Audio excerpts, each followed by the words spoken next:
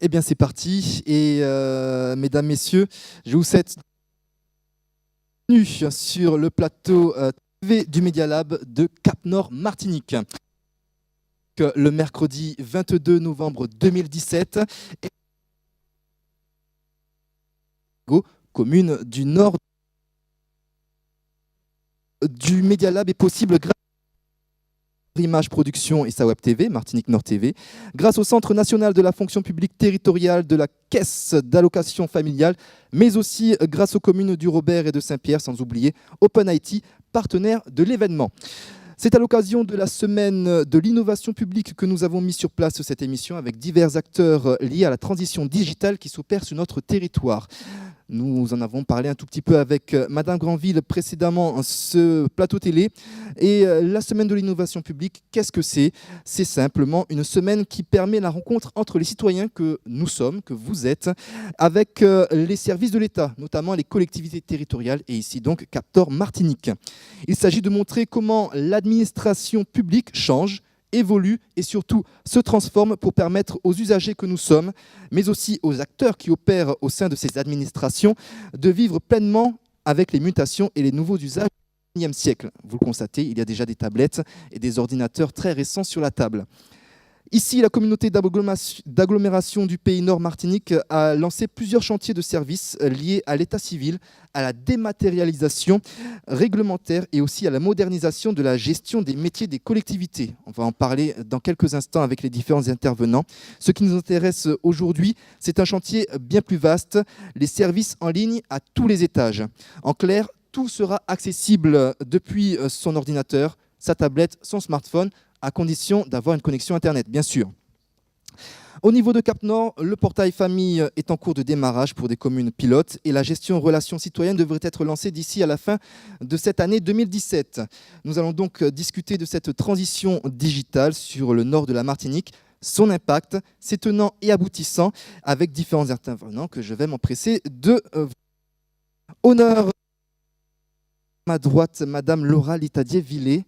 Bonjour, elle est élue du CIC de Cap-Nord. En face d'elle, nous avons Madame Corinne Loutobi, représentante technique de la Caisse des écoles du Robert, ville qui a déjà lancé un portail famille. Nous avons également Monsieur Philippe, ici, qui est cadre du CNFPT, c'est-à-dire le Centre national de la fonction publique territoriale. Il est également acteur de la dématérialisation dans les collectivités et formateur des agents territoriaux. Et puis, à ma gauche, nous avons Monsieur Rodrigue Duféal. Il est directeur partenaire et contact client de la CAF Martinique, partenaire de Cap-Nord dans le cadre de la Convention territoriale globale. Et puis, si Dieu le veut, nous aurons également Monsieur Hervé Planchette, élu de la ville de Saint-Pierre, ville qui s'est déjà lancée dans la gestion relations citoyennes et que nous devrions retrouver par Skype tout à l'heure. Alors, sans plus attendre, parce que nous vous avons fait patienter, nous allons directement commencer cette table ronde avec Madame Litadier-Villet. Cap-Nord envisage de mettre tous ses services en ligne d'ici quelques semaines, voire quelques mois. S'il y a du retard, on ne sait jamais. En tous les cas, je voudrais savoir, est-ce que ce n'est pas trop tard ? Quand on voit comment notre population est friande de nouvelles technologies, ils sont déjà habitués à avoir des smartphones et des tablettes, voire des ordinateurs chez eux. Ou bien, est-ce que ce n'est pas trop tôt ? Parce qu'on a une population vieillissante et cette même population se déplace toujours en masse dans les différents bureaux administratifs. Bien. C'est ouvert, c'est On ouvert. est bon. Bien, bonjour tout le monde. On m'a déjà présenté, donc, Laura Litadier-Villet. Vous savez, c'est une question à laquelle on peut très facilement répondre parce qu'en fait, la priorité de cette mandature Cap-Nord, c'est bien d'optimiser la gestion des services publics. C'est un des grands événements du XXIe siècle. On peut dire ça comme cela, et c'est une mutation sur laquelle nous comptons bien au Cap-Nord surfer, pour rester dans la thématique.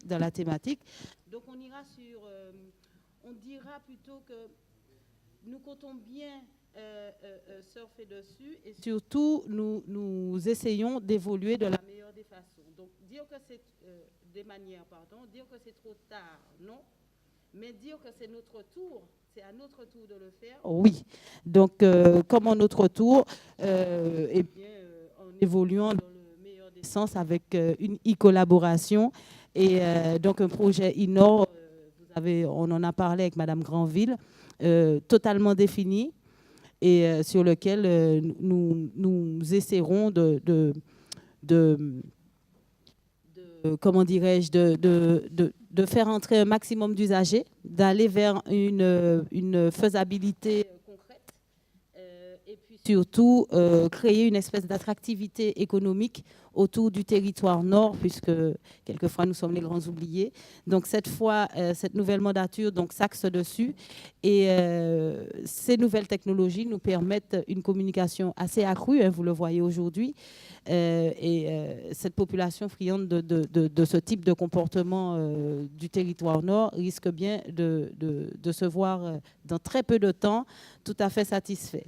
Et en même temps, dire que c'est trop tard parce qu'il y a c'est vrai qu'il y a une population vieillissante dans le territoire nord, mais nous avons déjà mené un certain nombre d'actions, surtout sur Trinité. Hein, nous avons vu avec les cyberbases connectées, il y en avait 4, donc sur lesquelles nous proposions des formations, etc.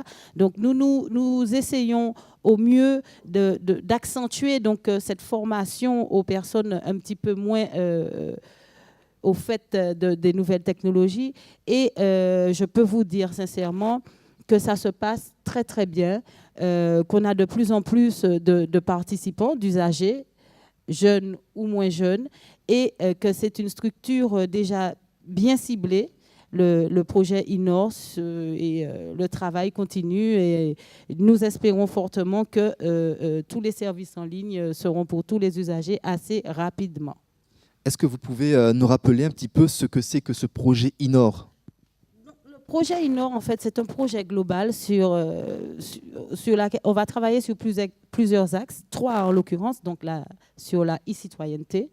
On en a parlé un peu, c'est donc mettre un petit peu tous les services publics à usage commun. Ensuite, on a tout ce qui est lié on a donc la e-citoyenneté. On a ce qui nous mène aujourd'hui au Media Lab, donc tout ce qui est lié à l'économie, l'emploi et l'initiative. Et puis bientôt, je l'espère, on croise les doigts et on y travaille fortement. Donc la e-santé. Pour les personnes un petit peu plus dépendants qui ont besoin de nous. Et c'est aussi l'un des grands axes de cette mandature, ne pas les oublier et de façon à ce que tout le monde soit servi dans cette mutation qui nous concerne tous. Alors, je vais vous poser une question, mais vous pouvez également y répondre. On l'a déjà vu, des services en ligne existent déjà. Quels sont les besoins prioritaires auxquels vous devez répondre avec cette transition des services vers l'Internet et le numérique ? Voilà, c'est surtout ces services et ces besoins de la population qui sont prioritaires pour vous. On l'a vu, il y a certains portails qui sont déjà ouverts. Est-ce que c'est ça la priorité ou est-ce que vous avez d'autres priorités mais que techniquement, vous n'avez pas peut-être pu les mettre en place dans un premier temps ?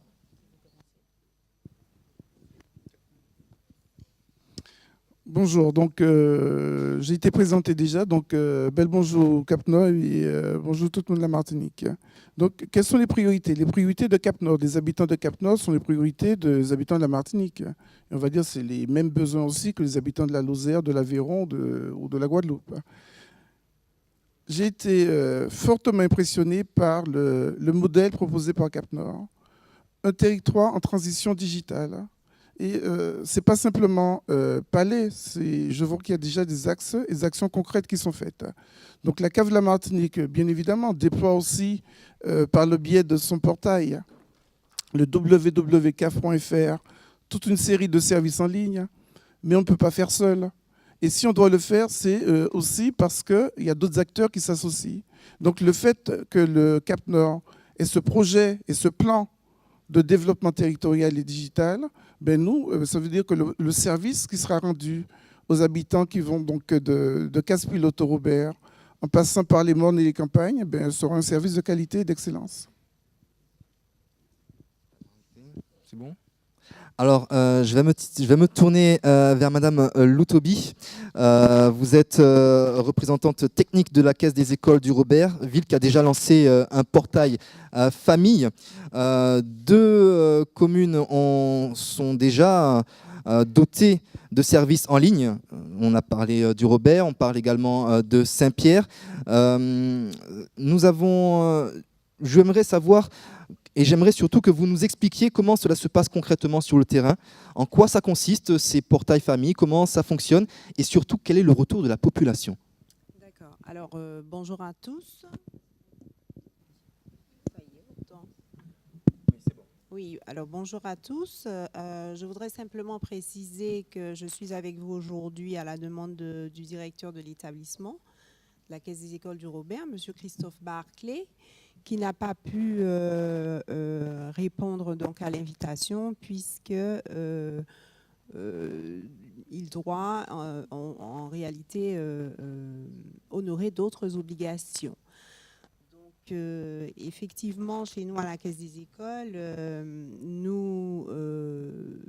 dans le cadre de la mission de soutien à l'éducation de la Caisse des écoles, elle met en place la restauration scolaire, donc à destination des enfants scolarisés sur le territoire.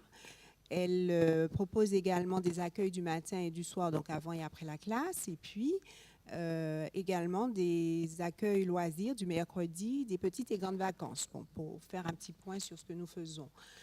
Le maire de la ville, M. Alfred Montieu, qui est également président de la Caisse des écoles, a donc s'est engagé dans une démarche permettant à la ville d'accéder à l'e-administration. Et donc, dans ce même esprit, il a souhaité que la Caisse des écoles mette en œuvre ce portail famille pour permettre donc à la population d'accéder à un certain nombre de services en ligne, en tout cas pour ce qui concerne la Caisse des écoles du Robert. Donc, il faut savoir que nous avons été fortement sollicités également par la population. Beaucoup de parents nous ont exprimé leur souhait de pouvoir disposer de services en ligne parce que ce n'est pas toujours évident pour les parents de se déplacer pour effectuer leurs démarches sur place. Souvent, ils nous ont donné, pour exemple, qu'ils travaillent sur les mêmes amplitudes horaires que la Caisse des écoles et c'est parfois... ils sont obligés de s'organiser, de demander des autorisations de sortie même pour effectuer ces démarches. Et donc, ça a été un besoin qui a été non seulement ressenti, mais réellement exprimé.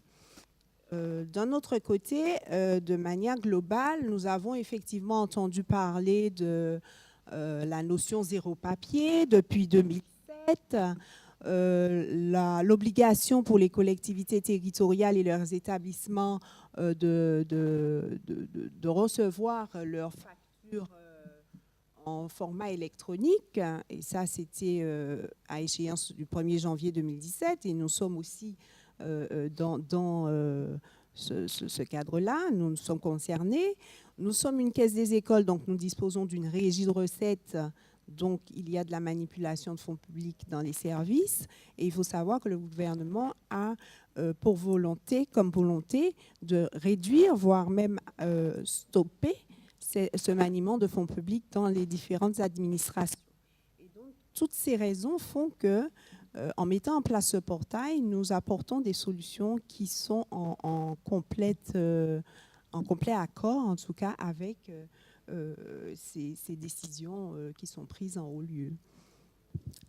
Quel est le retour de la population? Puisque vous nous l'avez dit, beaucoup ont besoin d'avoir cette administration en ligne pour faciliter leur vie, puisqu'il faut travailler et que généralement, notre employeur n'aime pas trop qu'on sorte du travail, même si c'est pour régler des choses importantes. Tout à fait. Alors, c'est une action qui a été très bien accueillie. Nous avons à la Caisse des écoles du Robert reçu les félicitations de beaucoup de parents.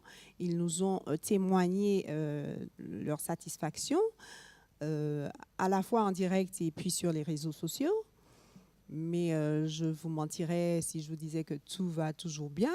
On a beau faire, vous savez, on n'arrivera jamais à satisfaire tout le monde. Et bien entendu, quand on a dû faire face à certaines difficultés comme les saturations de réseau, parce que beaucoup de personnes essayent de se connecter en même temps, bon, alors bien entendu, il faut trouver des réponses. Les parents sont un petit peu embêtés par toutes ces difficultés qui peuvent apparaître. Nous avons aussi mis en place donc, un service pour répondre à toutes les difficultés que rencontrent les parents. Donc, ils nous appellent dès lors qu'ils rencontrent une difficulté. Et souvent, ce sont de simples oublis d'identifiants, par exemple, puisque chaque parent est doté d'identifiants pour pouvoir accéder à son espace personnel. Il faut savoir que le portail famille que nous avons mis en place ne permet pas seulement de payer les prestations en ligne, mais permet aux parents d'accéder à leur dossier, d'y apporter quelques modifications, numéro de téléphone, adresse mail, qui sont les éléments qui ont tendance à changer. Et par ailleurs, tout autour de ce portail, tout un chacun peut y accéder au 3W, si vous me permettez de donner l'adresse, www.cdevilleduRobert.fr. Tout un chacun peut y accéder et avoir accès effectivement aux différentes informations que nous y mettons, le menu du mois, de la restauration, les programmes d'activité en matière d'accueil loisirs, etc., etc. Donc, c'est un retour positif, je dirais, que nous avons de la population. Mais c'est aussi, il faut quand même noter qu'il y a aussi des retombées positives pour les services concernés, qui sont la régie de recettes et également le service qui s'occupe de la gestion et du suivi de ces activités-là, parce que chez nous, tout le monde n'était pas forcément à l'aise avec la chose informatique. Pourtant, il a fallu informatiser d'abord les services pour pouvoir mettre en place ce portail famille. Et les agents s'y sont donnés vraiment et finalement, on se rend compte qu'ils ont développé de nouvelles compétences et qu'on a ajouté une plus-value donc à leur travail. On a valorisé donc nos agents par cette action. Eh bien, ça tombe bien que vous parliez des agents. On va revenir sur le retour du public, mais je vais me retourner vers Monsieur Cruzol et également Madame Litadier-Villet, parce que vous avez parlé de ces agents qui, eux aussi, ont dû se mettre à ce numérique. Donc, j'aimerais également savoir comment vous avez pu préparer, former les anciens agents qui n'ont peut-être pas cette expérience, mais également les nouveaux qui sont peut-être plus au fait du numérique, mais qui doivent quand même s'adapter à une fonctionnalité qui est peut-être différente de ce qu'ils ont l'habitude d'avoir chez eux. Oui, bonjour.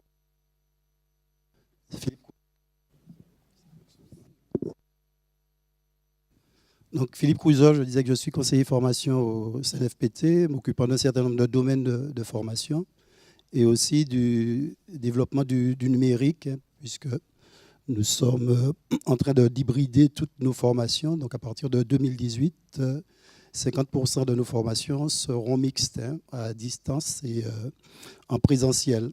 Alors, excusez-moi de vous interrompre, mais vous parlez d'hybridation des services. En quoi ça consiste ? Des formations, hybridation des formations. Ça veut dire qu'il y a des formations en ligne et des formations classiques ? Alors, ça veut dire qu'il y a des formations qui seront en présentiel et en distanciel, en même temps.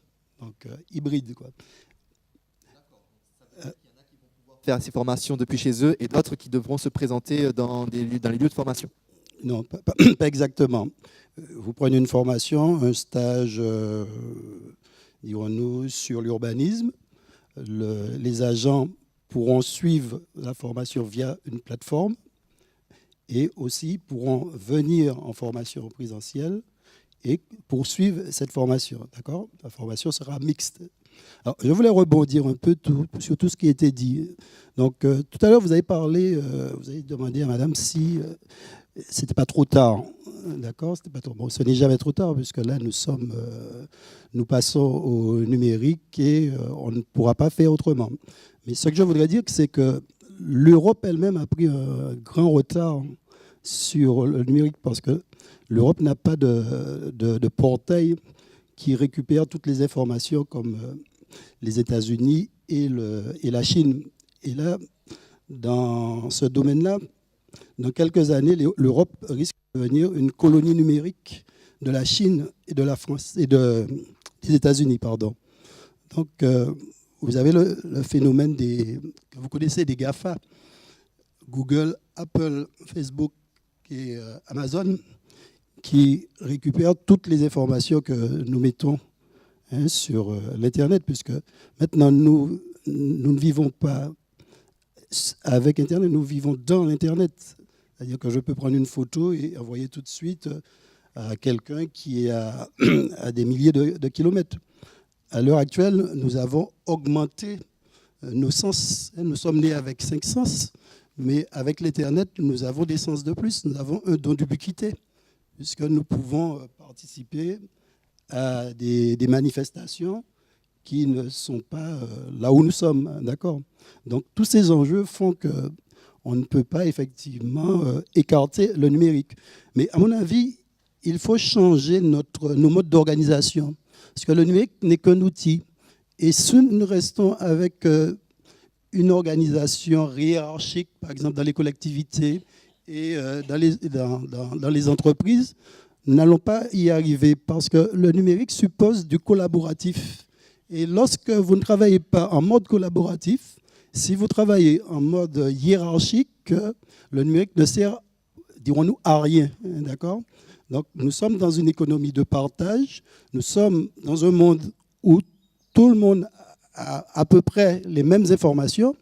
Il y a quelques années de ça, je disais à des stagiaires de catégorie C, pour qui je faisais un cours, une formation, je leur disais, oui, mais vous pouvez effectivement aller sur le catalogue, aller prendre le catalogue. Ils me disaient, non, non, non, les cadres, les supérieurs hiérarchiques gardent le catalogue sous le coude. Et maintenant, le discours n'est pas pareil, le discours a changé. Maintenant, ils vont avec la feuille du stage, avec le catalogue numérique, et ils montrent sur leur portable, leur smartphone, voilà la formation que je veux faire.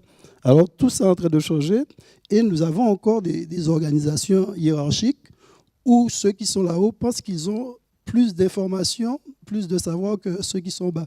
Et c'est plus possible, parce que ceux qui sont bas s'échangent autant d'informations. Même dans l'enseignement, les choses changent aussi. C'est-à-dire que je ne vais pas venir pour vous donner des informations factuelles. Vous pouvez tout comme moi aller sur Internet, sur votre smartphone et voir ce que je dis, la loi du temps février, etc. Non, je vais peut-être vous aider, vous accompagner, vous expliquer les principes et après vous allez vous former. Voyez-vous, donc toutes les choses, nous sommes dans un cas de disruption, de rupture. Voilà. On rentre dans un écosystème numérique et il faudra changer nos modes d'organisation, nos modes de management. Je laisse la parole aux autres. Oui, je voyais Mme Litadier acquiescer un mode de disruption sur cette manière de voir les choses qui a complètement peut-être perturbé les relations entre les administrés et les administrateurs. Voilà, je voulais rebondir dessus simplement pour parler de mutualisation. Au Cap Nord, donc, on est sur une dynamique liée à la mutualisation et effectivement, la hiérarchisation de la façon d'opérer ne fonctionne plus. Donc, cette mutualisation, la e-communication, on va dire ça comme ça, travaille pour justement cette mutualisation de façon à ce que l'on ait, par exemple, un outil commun à tout le territoire nord. S'il s'agit, on a présenté un petit peu au niveau des communes, donc après, on peut l'accessoiriser en fonction des spécificités de chaque commune. Mais il y a quand même une mutualisation du logiciel en question, du logiciel de base, qui nous permet justement de prétendre à un service lié aux usagers qui sera tellement global qu'un usager, par exemple, je prends un exemple de chez nous, territoire nord, d'Ajoupa-Bouillon, pourra éventuellement, s'il est un petit peu plus à même de la chose, former une habitante de Saint-Pierre, par exemple, puisque l'outil général est le même. Voilà, c'est ce sur quoi on voudrait s'axer et ce sur quoi nous travaillons au niveau de la commission TIC. Alors, je précise parce que souvent on dit TIC, TIC, certains comprennent d'autres noms. Donc, c'est une commission qui s'occupe des technologies de l'information et de la communication. Donc, voilà. C'est bien ce sur quoi nous sommes à l'heure actuelle, puisque la transition digitale comprend justement toutes ces techniques et technologies de l'information et de la communication. Monsieur Cruzol, vous vouliez intervenir à nouveau, j'imagine, sur ce côté qui fait en sorte que, quelle que soit la commune où nous sommes, nous avons la même information. Oui, non, tout à fait. Je ne voulais pas parler de mutualisation des outils, hein, parce que l'outil demeure un outil. Je voulais parler de changement complet de nos modes de management. C'est ça, c'est une nouvelle culture, c'est une nouvelle approche. Vous ne pouvez pas rester effectivement avec un mode de management hiérarchique et prétendre que vous allez effectivement utiliser le numérique. Ça, vous allez mettre un côtière sur une jambe de bois. C'est le travail que vous allez faire, d'accord? Donc, changer notre mode de fonctionnement. Hein, notre management profondément. C'est ce que je veux dire. Notre manière également de réfléchir, donc. Absolument. Vous ne pouvez plus réfléchir en mode linéaire à l'heure actuelle. Vous voyez, les jeunes, ils ne réfléchissent pas en mode linéaire. Hein, ils réfléchissent en mode hyperbolique, d'accord? Et ils trouvent les solutions très, très vite, très rapidement. Moi, quand je suis sur un ordinateur, je suis sur un portable, ma fille dit, mais papa, pourquoi tu ne fais pas comme ça? Moi, je vais par étapes, parce que j'ai eu l'habitude de lire des livres, quoi. Il fallait aller de la page 1 jusqu'à la page 110. Vous voyez, c'est autre chose maintenant. Un mode de vie tout à fait différent. Différente. On avait l'habitude de manière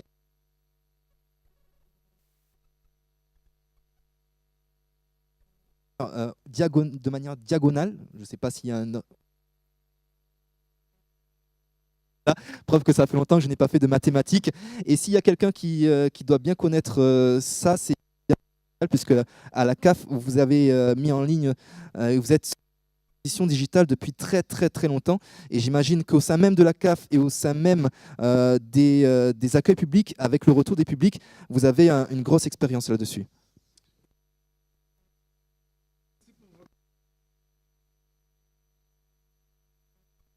Dans hyperbole, diagramme, en fait, tous les éléments là, oublie que je me disais non, sur la partie quand vous parliez de changer le management, il faut changer aussi la façon de faire. Et vous vous souvenez peut-être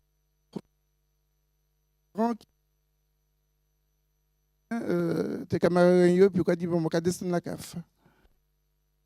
Descendre à la CAF à Fort-de-France à des clients plus ou alors dans nos différentes antennes, parce que pour eux, rendre dans le lieu de fabrication. Nous sommes en 2017. Et en 2017,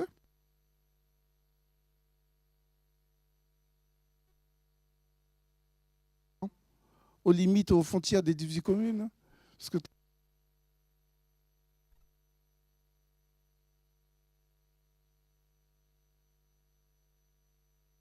nos services de qualité, on s'y réfléchit en disant que c'est pas possible. C'est pas possible de mettre des milliers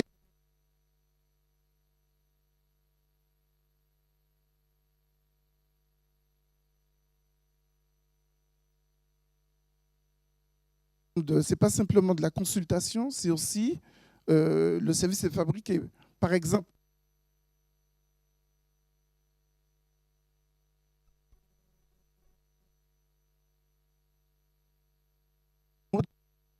Bien sûr. Et puis, nous allons aussi nous appuyer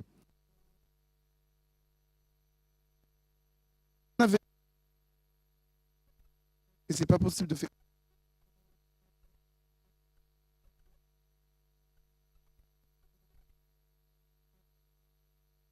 Le service sera rendu.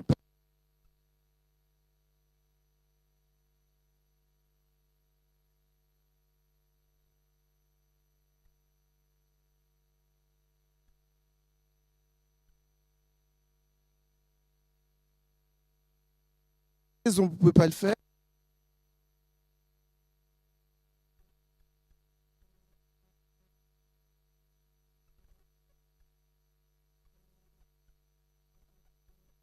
Service.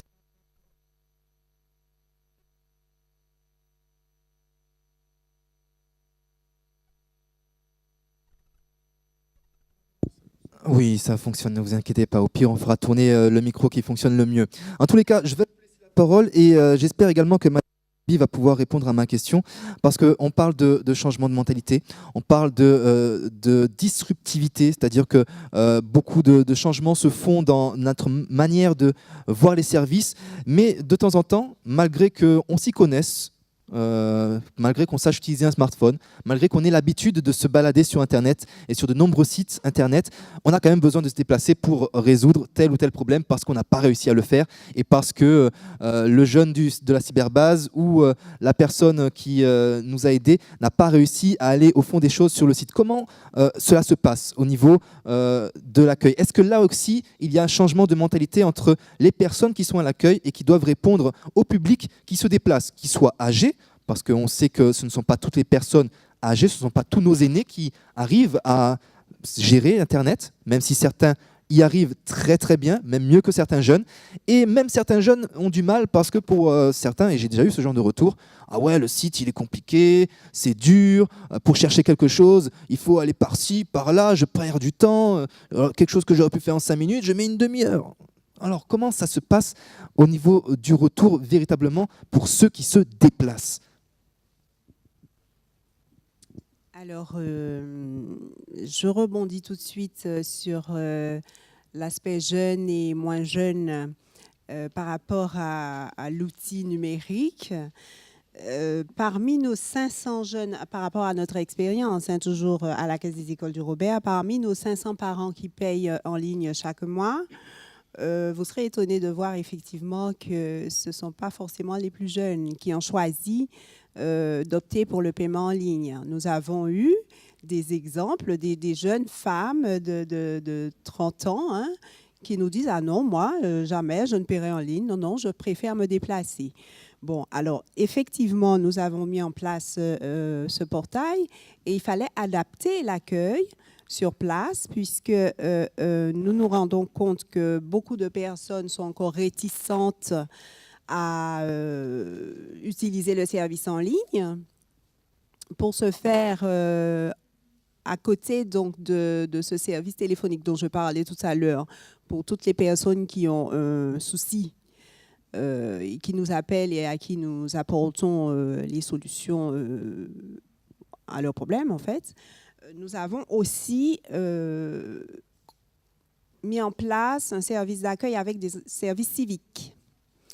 Donc, depuis juillet, nous avons 3 jeunes du service civique qui sont chargés d'accueillir, d'orienter, d'informer, de vérifier tous ceux qui encore ont des dossiers papier et puis surtout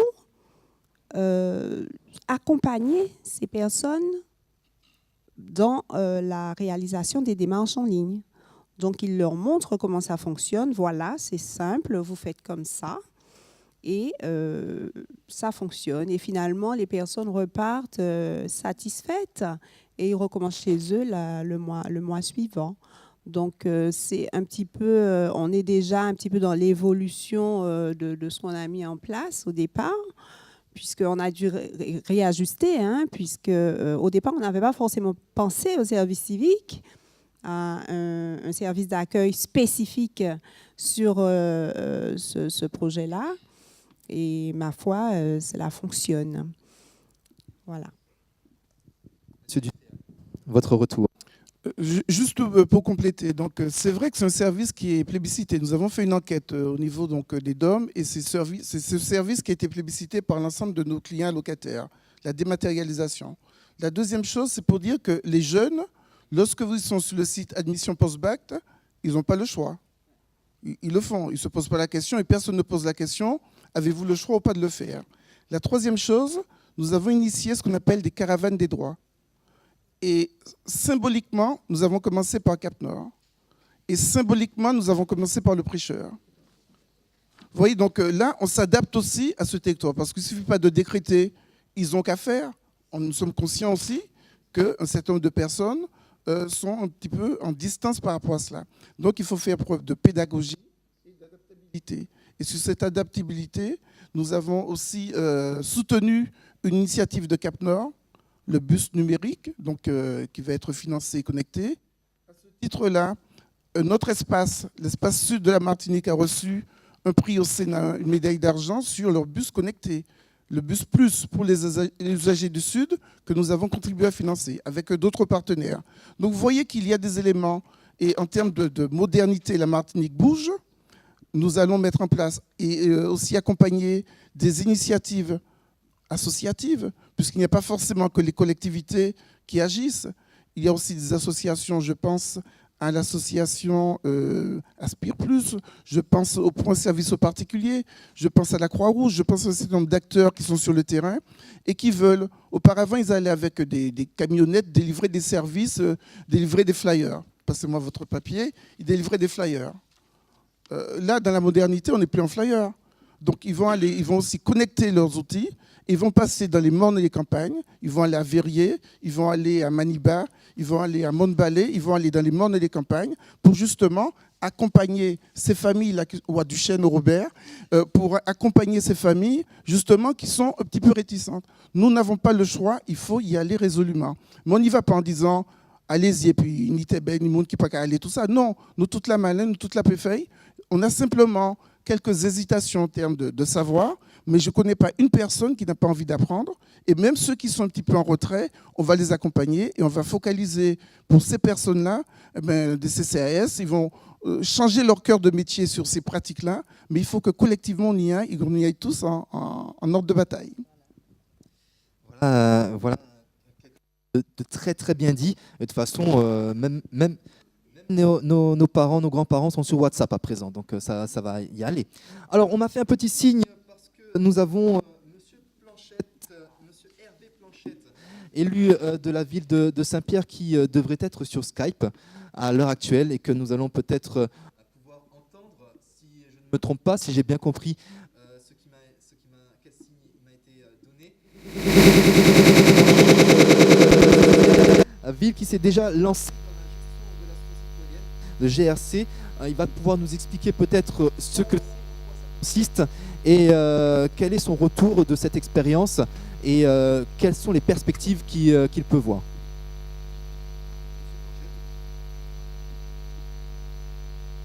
Monsieur Planchette, vous m'entendez?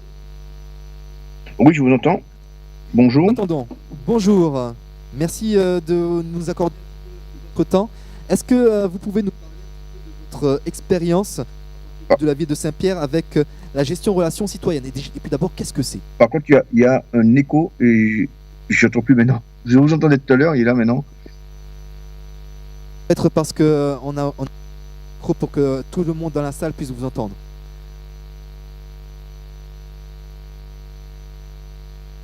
Planchette? Oui, je n'ai pas bien compris votre question parce qu'il y a eu... ça fait des échos. D'accord. Si vous pouviez nous expliquer ce que c'était que cette gestion relations citoyennes et comment et pourquoi vous l'avez mise en place à Saint-Pierre. Non, j'entends pas du tout. Hein. C'est complètement brouillé.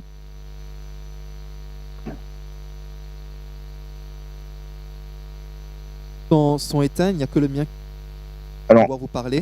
Ouais, je vais vous expliquer. Donc, nous avons décidé donc c'est en module GRC pour donner une touche de modernité à la ville de Saint-Pierre. Et donc, nous avons sollicité un certain nombre d'entreprises. Et donc, nous avons été en contact avec Paléo, qui était une filiale de Docapost, et qui nous a proposé une solution GRC très intéressante.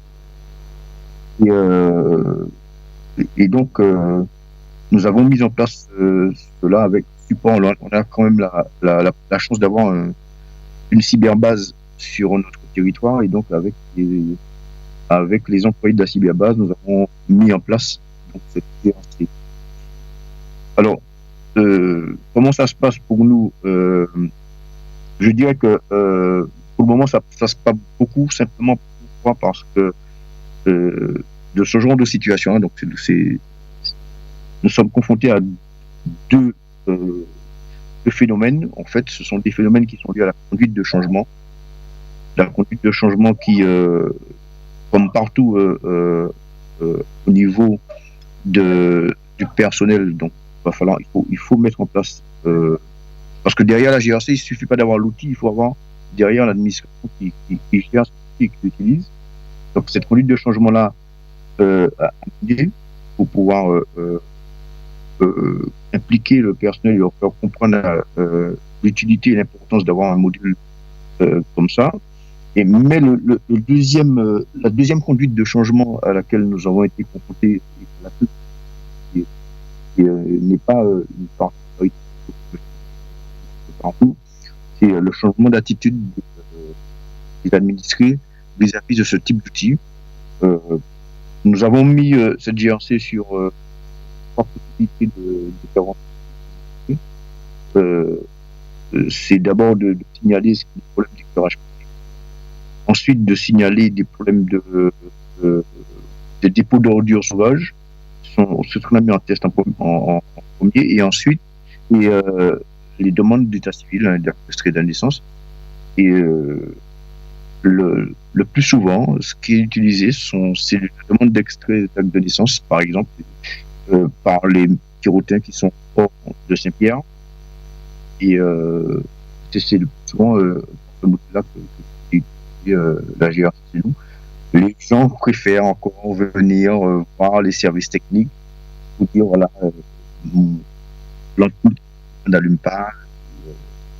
Et donc, ils préfèrent venir voir alors qu'ils ont la possibilité de chez eux faire une demande, une déclaration de ce genre. Donc, pour le moment, le produit est très intéressant, il est satisfaisant, il répond aux besoins de notre collectivité. Maintenant, il nous reste à faire un gros travail de communication pour inciter la population à utiliser de plus en plus les démarches en ligne.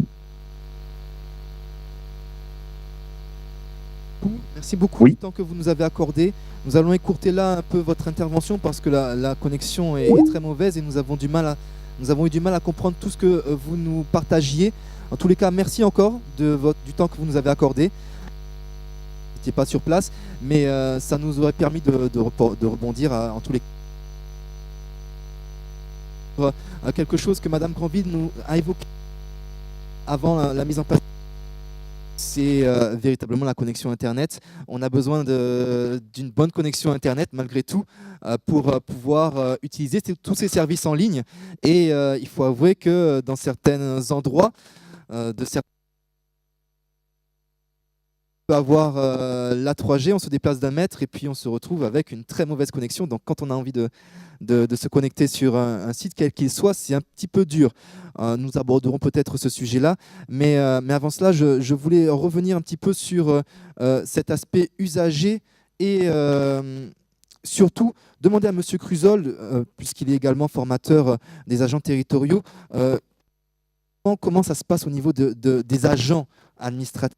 Et peut-être que M. Dufayel pourra également nous redire un petit peu quelques mots là, parce que des usagers également qui ont l'habitude d'être Internet également. Et comment cela se déroule au niveau des formations, du retour qu'ils vous font par rapport à ces services en ligne et par rapport au portail et surtout par rapport à ce que le public leur pose comme question et ce qu'eux aussi peuvent avoir comme retour par rapport à leur utilisation.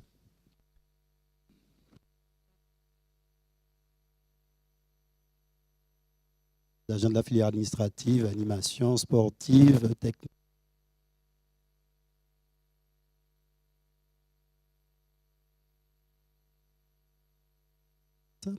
A dit que la cyberbase, c'était une chance. La cyberbase n'est pas une chance. Avant, effectivement, petit à petit, il faut tuer les bibliothèques en mettant les cyberbases à l'extérieur des bibliothèques. On aurait dû mettre les cyberbases à l'intérieur de la bibliothèque. Et tout à l'heure, de plus en plus basse, surtout des jeunes. Hein, ça aurait permis aux jeunes de venir dans les bibliothèques cyberbases. Donc ça, c'était une parenthèse. Qu'on rouvrira peut-être s'il nous reste assez de temps. Alors, je voudrais dire, effectivement, des agents de la fonction publique territoriale, ça fait déjà quelques années que nous avons commencé à dématérialiser. Nous avons commencé à dématérialiser les inscriptions.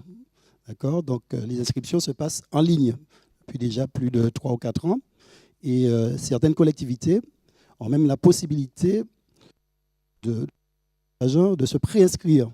Donc, l'agent va sur notre site, notre portail, hein, IEL. Il y a une validation par gestionnaire. Donc, première approche de l'inscription. La deuxième approche, c'est que depuis 2 ans, nous avons commencé à envoyer les documents pour les agents, les documents des formateurs, des intervenants.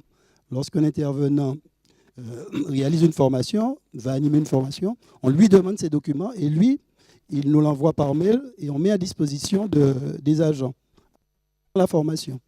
Et à partir de 2018, comme je vous ai dit, nous passons aux formations hybrides. Donc l'agent aura soit l'occasion de participer à une e-communauté, c'est-à-dire une communauté avec tous les stagiaires qui devront suivre cette formation. Donc ils auront la possibilité, 15 jours avant la formation, de parler de cette formation, de discuter, d'échanger, et après la formation, de continuer à échanger. Enfin, la formation en présentiel, d'accord. Ils pourront se connecter à une plateforme, notre plateforme Formadis, et pourront aussi suivre une formation en ligne avec des vidéos, des quiz, etc. D'accord ? Donc,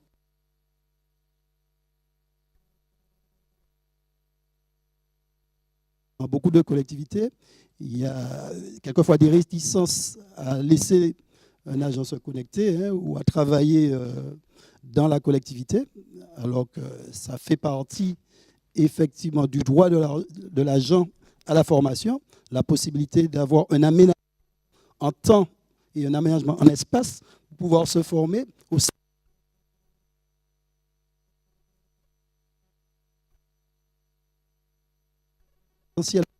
Il faut aménager du temps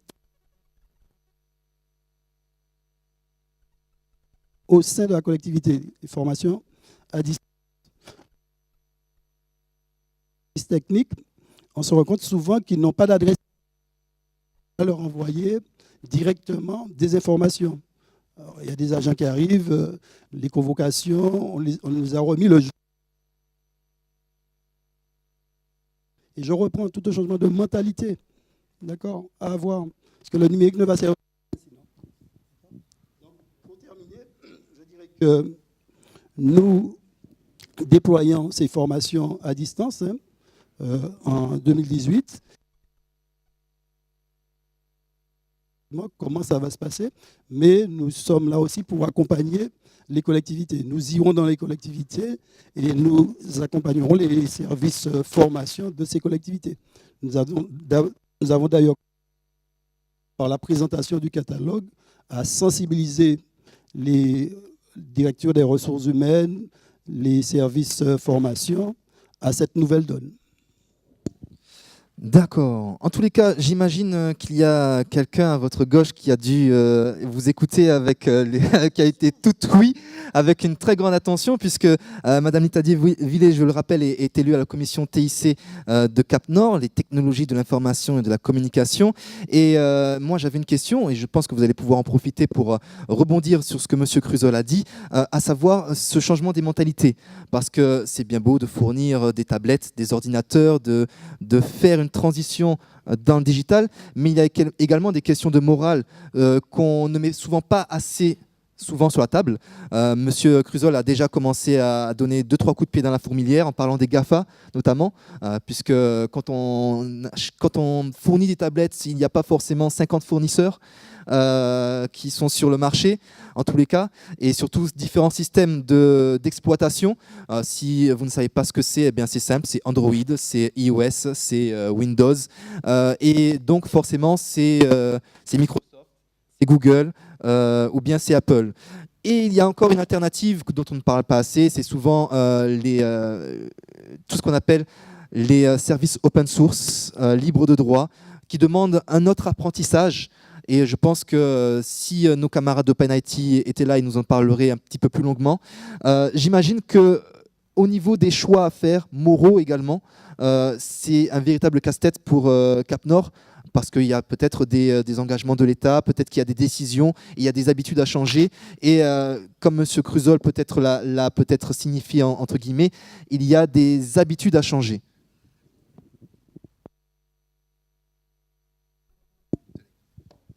C'est sûr que lorsque l'on va vers de nouvelles choses, de nouvelles thématiques, c'est particulièrement difficile parce que les mœurs, effectivement, doivent changer avec la avec l'espèce de créer.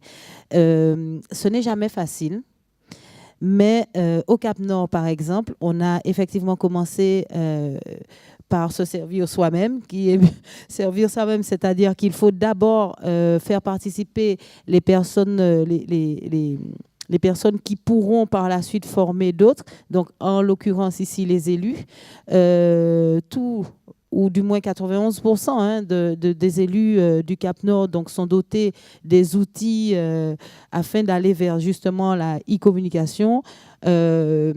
Aucun, ou du moins une grande partie donc, des délégataires donc, signent donc, une espèce de convention et donc on dématérialise un maximum de choses. Donc là, on voit bien qu'on donne une espèce d'exemple et les mœurs se changent de façon significative à notre niveau, surtout sur le territoire nord où on n'a pas forcément de grandes difficultés à aller vers ces nouvelles technologies, mais en fait, est-ce qu'on peut parler de difficultés? On va plutôt parler d'une façon d'amener la chose. Et au niveau de la commission d'ailleurs, nous avons réfléchi à un certain nombre d'actions, en l'occurrence la formation, la mise en place aussi de certaines journées d'information qui vont dans le sens de la mise en place, sans pour cela avoir une espèce de difficulté particulière à l'action que nous menons en termes de e-communication. Voilà, en gros, c'est ça. Et si vous me laissez le temps de rebondir sur une toute petite chose. Vous avez une petite minute. On a une seconde. C'est pour justement dire que, à part ça, il y a ce que certains, parce que je me suis renseignée un petit peu auprès des jeunes que je fréquente, et ils nous disent, bon, on est des grands oubliés quand il y a un cas particulier. Non, justement, ces nouvelles technologies nous permettent à des administrations, justement, de s'axer plus particulièrement sur ces cas particuliers. Quand, par exemple, je prends un exemple tout simple, on arrive à la caisse des écoles, c'est-à-dire la fonctionnalité est telle qu'une fois qu'on a un cas particulier, il y aura que 5 cas particuliers dans le mois, alors qu'avant, sans ces nouvelles technologies, tous les cas étaient particuliers. Donc, il faut bien comprendre que c'est une méthodologie particulièrement intéressante pour l'avenir des usagers et des administrés, surtout du territoire nord, puisque, étant membre Cap Nord, je vais parler de mon territoire, des 18 communes qui nous concernent, plus particulièrement en tous les cas, et dire qu'il ne faut pas être réfractaire à l'histoire et plutôt s'ouvrir sur la façade que l'on met en place afin que les choses puissent évoluer de la meilleure des façons. Alors ça me rebondir et de vous poser la dernière question à vous tous sur la table, parce qu'on parle de transition numérique, mais aujourd'hui il y a de plus en plus de personnes qui travaillent dans le numérique, qui ont des métiers liés au numérique, liés aux nouvelles technologies. Cela implique pas mal de choses au niveau de la CAF, au niveau de la relation avec la famille, au niveau de la relation avec les différents agents et au niveau de la relation avec les technologies que vous employez. Comment se fait cette transition et surtout comment se prépare-t-elle pour ces métiers du numérique dans les villes et communes de la Martinique et plus principalement de la Martinique? C'est une question et je la trouvais assez intéressante pour pouvoir conclure avec cela. Qui veut se lancer? C'est très rapidement, de façon classique, hein. En gros, on a les outils, mais est-ce qu'on va être formé pour? Est-ce qu'on va être accompagné pour? Ben oui. Le fait d'avoir une centaine de points numériques signés, conventionnés avec la CAF, ça veut dire que le Cap Nord a forcément une trentaine. C'est peut-être pas assez, il faudra développer. Mais il faut accompagner, et en accompagnant, ben justement, on va sortir de ce côté magique des choses, puisque on dit c'est l'Internet, avant on disait un problème c'est l'informatique. Voilà. Donc il faut dédramatiser les choses et la pédagogie, l'apprentissage. Donc faire des ateliers avec les CCAS. Et puis j'étais très tout à l'heure sur le fait que lorsqu'il y a des cas particuliers difficiles, ça veut dire que les personnes qui sont formées ont plus de temps pour avoir cet accueil attentionné au niveau de nos clients pour pouvoir rendre le service.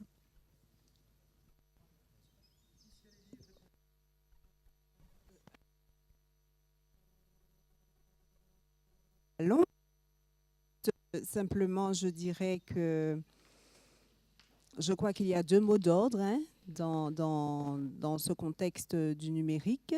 C'est l'adaptabilité et l'accompagnement. Et c'est ce qui ressort effectivement de l'expérience que nous avons pu avoir à la Caisse des Écoles, tout simplement. Et puis, parce qu'il y a Cap Nord et que j'y suis vraiment forcément attachée, il faut quand même on ne peut pas partir sans vous dire que Cap Nord s'attelle à la mise en place d'un écosystème numérique. C'est-à-dire qu'on met en place, on met en branle un certain nombre d'acteurs économiques.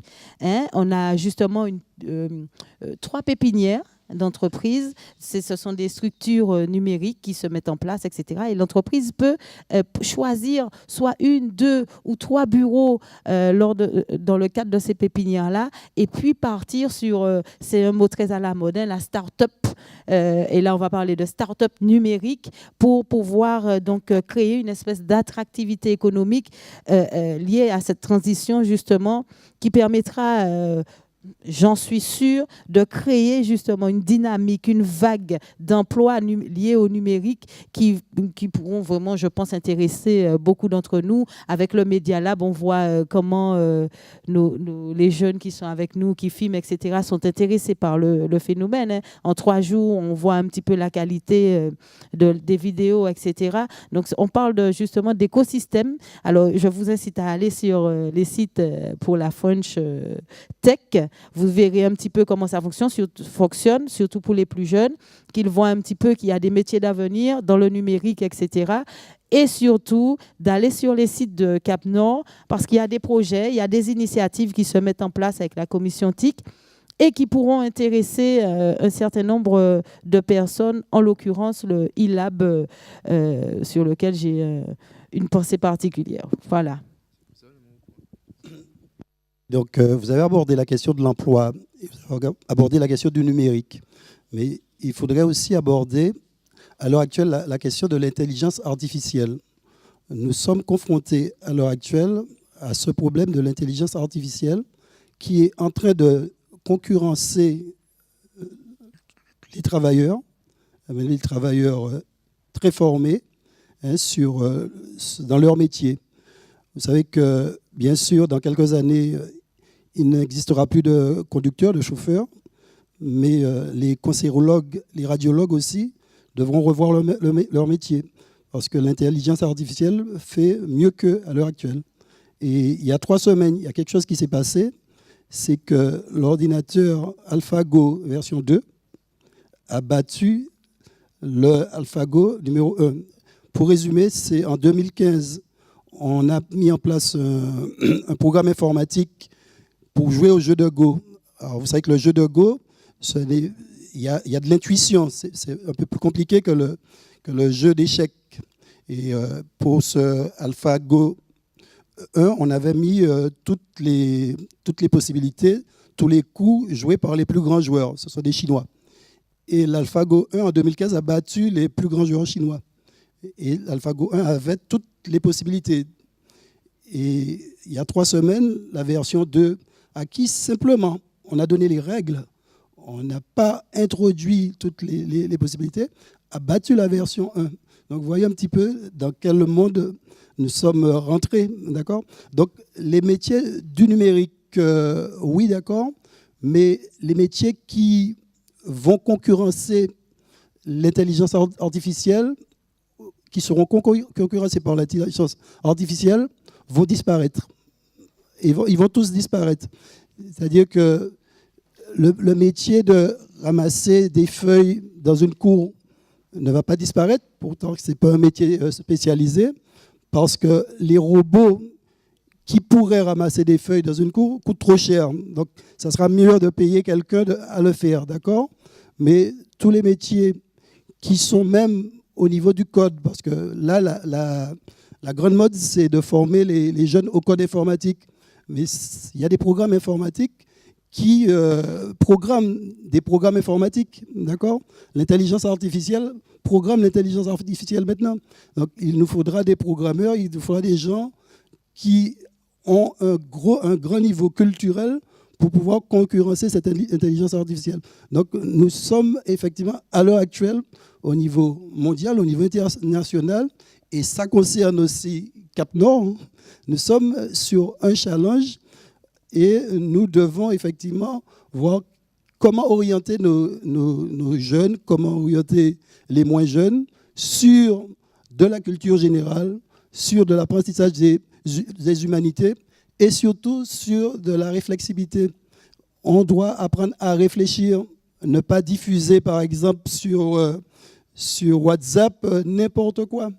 Ça se voit souvent, les gens ne réfléchissent pas. Et quand vous dites à la personne, mais voilà, pourquoi tu as diffusé ça? Ah ouais, mais j'ai vu, j'ai diffusé. Non. Donc, l'esprit critique, développer de plus en plus l'esprit critique de nos jeunes. Parce que l'information, elle est à la portée de tous. La bonne information comme la mauvaise information. Donc, après, il faudra pouvoir faire le tri. Et c'est ça l'enjeu. Il y aura beaucoup d'emplois qui vont se créer par rapport au numérique. Il y aura beaucoup d'emplois qui vont disparaître par rapport au numérique et à l'intelligence artificielle.